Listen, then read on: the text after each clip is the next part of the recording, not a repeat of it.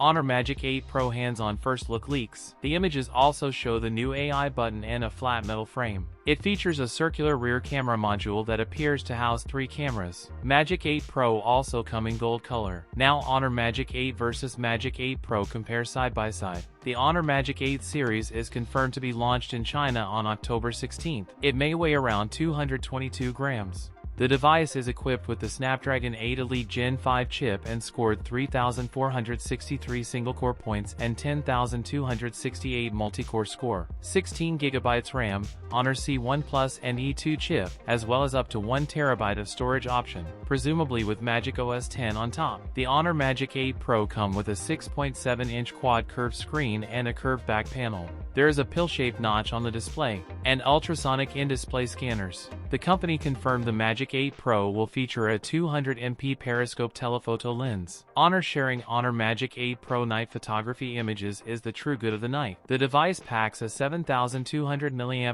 battery with 120W wired and 80W wireless fast charging support. That's it for today's video. If you enjoyed it, don't forget to like, comment, and subscribe for more content. Thanks for watching, and I'll see you in the next one.